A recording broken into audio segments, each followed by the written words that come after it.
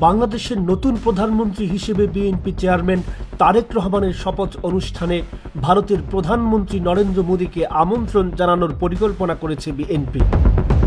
বিএনপির একাধিক সূত্রের বরাত দিয়ে ভারতীয় সংবাদ মাধ্যম ইন্ডিয়া টুডের এক প্রতিবেদনে এই তথ্য জানানো হয়েছে। ওই প্রতিবেদনে বলা হয়েছে, প্রতিবেশী দুই দেশের গুরুত্বপূর্ণ কূটনৈতিক তৎপরতার মাঝে তারেক রহমানের শপথ গ্রহণ অনুষ্ঠানে মোদীকে আমন্ত্রণ জানানোর পরিকল্পনা বিএনপির।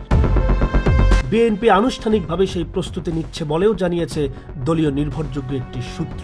এদিকে ত্রয়োদশ সংসদ নির্বাচনে নবনির্বাচিত এমপিদের শপথ অনুষ্ঠানে মোদী অংশ নিলে ওই অনুষ্ঠানে যাবেন কিনা এমন অনিশ্চয়তা সূচক ইঙ্গিত জানানো হয়েছে এনসিপির পক্ষ থেকে। শনিবার রাতে এনসিপির কেন্দ্রীয় কার্যালয়ে অনুষ্ঠিত এক সংবর্ধনা অনুষ্ঠানে দলটির মুখপাত্র আসিফ মাহমুদ সজীব ভুইয়া এমন বার্তা দেন।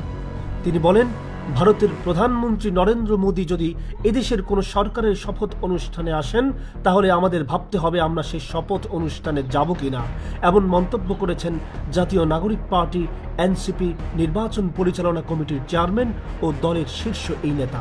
আসিফ মাহমুদ আরও বলেন, যে উপকরণগুলো শেখ হাসিনাকে স্বৈরাচারী হিসেবে গড়ে তুলেছিল সেই উপকরণগুলো আবারও গড়ে তোলা হচ্ছে। এ সময় তিনি হুঁশিয়ারি দিয়ে বলেন, দেশের 46% জনগণ যারা বিএনপিকে ভোট দেয়নি তাদের বাদ দিয়ে নতুন বাংলাদেশ বিনির্মাণ করা সম্ভব নয়। এ সময় শীর্ষ এই নেতা প্রশাসনের ভূমিকা নিয়ে সমালোচনা করে এনসিপি মুখপাত্র বলেন, নির্বাচনের আগে থেকেই প্রশাসন একটি দলের প্রতি ঝুঁকে পড়ে নির্বাচনের লেভেল প্লেইং ফিল্ড ব্যাহত করেছে। এই সময় তিনি পরবর্তী সরকারের কাছে আওয়ামী লীগ আমলে সংঘটিত সকল নির্যাতন ও জুলুমের বিচারের দাবি জানান। সূত্র জানিয়েছে, বিএনপির ইচ্ছাতেই সংসদের দক্ষিণ প্লাজায় শপথ অনুষ্ঠানের আয়োজন করা হয়েছে। এমনটি জানিয়েছেন আইন, বিচার ও সংসদ বিষয়ক উপদেষ্টা ডক্টর আসিফ নজরুল। সচিবালয়ে আইন, বিচার ও সংসদ বিষয়ক মন্ত্রণালয়ে সাংবাদিকদের তিনি এ কথা বলেন। আসিফ নজরুল বলেন, মঙ্গলবার সকাল 10টায় সংসদ সদস্যদের শপথ হবে। আমি ধারণা করছি খুব সম্ভবত প্রধান নির্বাচন কমিশনার এই শপথ দেবেন।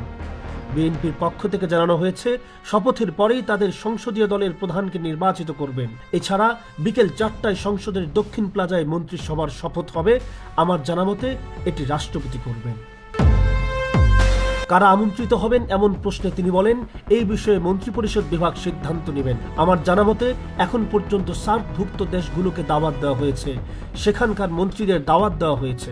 উপদেষ্টা বলেন, দক্ষিণ প্লাজায় শপথের বিষয়ে বিএনপি অভিপ্রায় ব্যক্ত করেছিল। আমার ধারণা এই সংসদটা একটু ভিন্ন।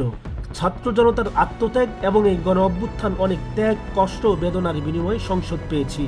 তিনি বলেন, এসব কারণে এই সংসদটি অন্য সব সংসদের চেয়ে ভিন্ন।